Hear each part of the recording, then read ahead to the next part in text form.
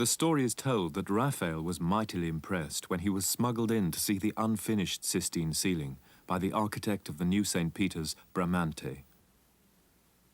Certainly, in the decorations of the Pope's library, which Raphael was painting at the same time, there is a figure answering to the description of Michelangelo. There's evidence the figure was added later than the others, and its style seems a tribute to the style of his rival.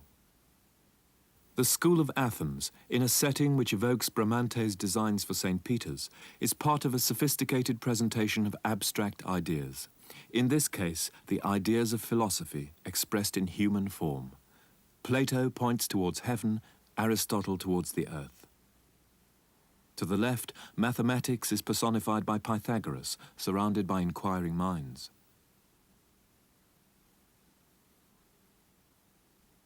To the right, Euclid, portrayed in the guise of Raphael's friend, Bramante, demonstrates the principles of geometry.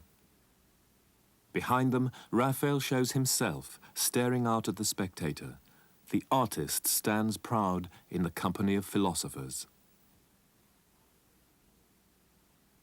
On the facing wall is the Disputa, Raphael's depiction of theology. At the center, beneath the Christian Trinity, is the bread of Christ symbolizing his body, God made flesh. Contemporary churchmen engage in debate with religious figures from all ages.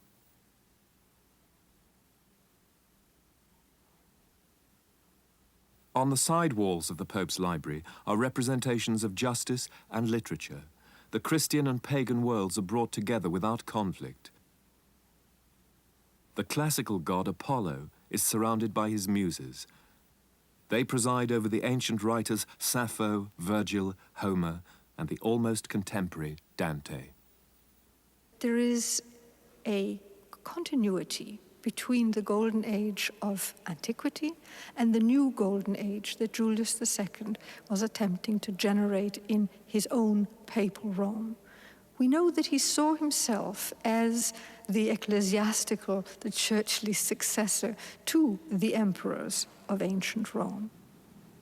You can imagine that people who came here and saw the Pope here came away with a very strong feeling of the Church's unity, power, wisdom, and wealth.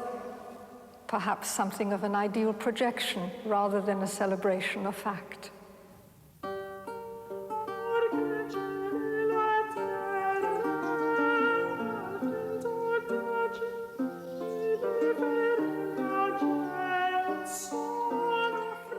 It was not only popes who wished to place themselves in the tradition of antiquity.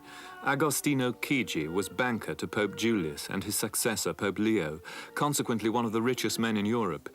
He persuaded Raphael to decorate his new villa on the banks of the Tiber.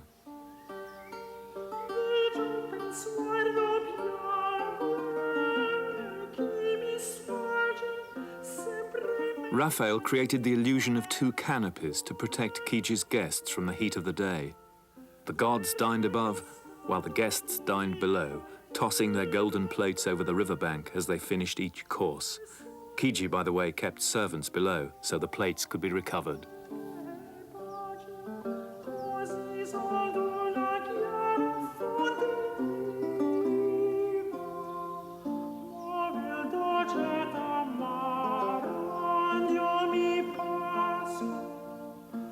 Mercury, the god of money, presided over this splendid party, and thus gave the pleasures of the flesh more elevated status. But the party, metaphorical and actual, did not last for long. Vasari wrote, Raphael kept up his secret love affairs and pursued his pleasures with no sense of moderation. And then on one occasion he went to excess, and he returned home afterwards with a violent fever which the doctors diagnosed as being caused by heat stroke. Raphael kept quiet about his incontinence and, very imprudently, instead of giving him the restoratives he needed, they bled him until he grew faint and felt himself sinking. So he made his will. In 1 year, they were all dead. Agostino Chigi and Raphael died within a month of each other.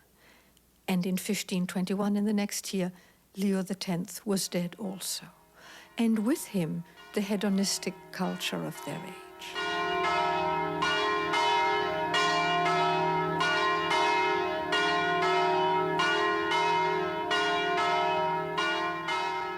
The grand presentations of papal Rome had masked the declining power of papal authority, religious, political, and military. In 1527, Italy was invaded by an imperial army from north of the Alps. Rome was sacked. Pietro Aretino described the traumatic events. Screams rose to high heaven. Doors were beaten in. The whole population took to its heels, weeping and trying to hide. Blood flowed over the pavements. People were being slaughtered. The tortured shrieked. Prisoners begged for mercy. Women tore their hair. It was pitiful to see fire consuming gilded lodges and painted palaces.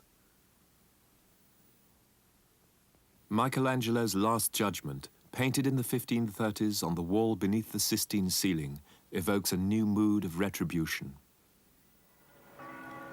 Rome did revive, of course, and the papacy gained new strength for its fight with the tide of Reformation.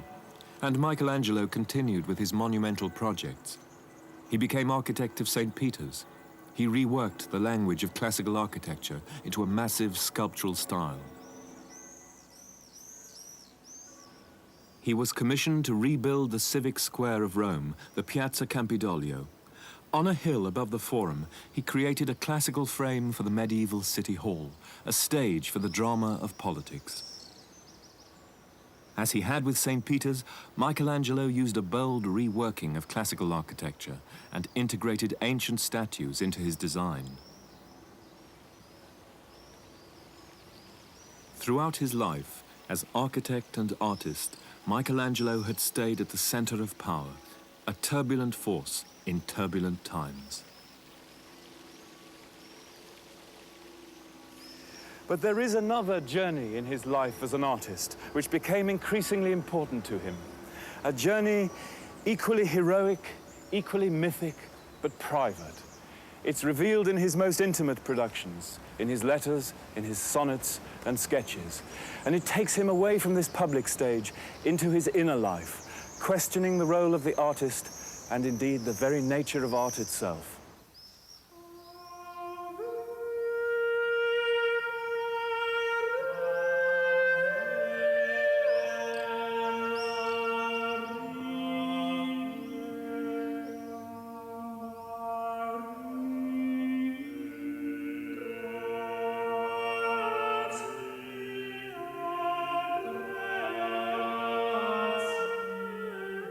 In his final years, Michelangelo wrote a profoundly personal sonnet. In a frail boat, through stormy seas, my life in its course has now reached the harbor, the bar of which all men must cross to render account of good and evil done. I now know how weighted in error was the fond fantasy which made art for me an idol and a king, and how mistaken that earthly love which all men seek. What of those thoughts of love, once light and gay, as towards two deaths I move? One is certain, the other menaces. No brush, no chisel quietens the soul. Once turned to the divine love of he who stretches out his arms upon the cross. Michelangelo had excavated into the block so deeply, had changed his ideas about the design so many times, that there simply may not have been enough marble left for him to complete any of the images that are suggested all at once in the stone.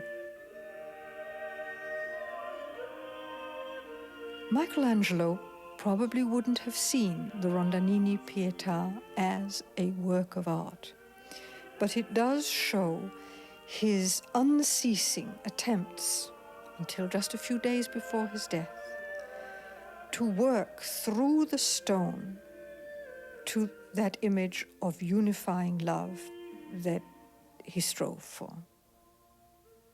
The wall of ice between himself and Christ that he speaks of is here dissolved in a final loving union between mother and child.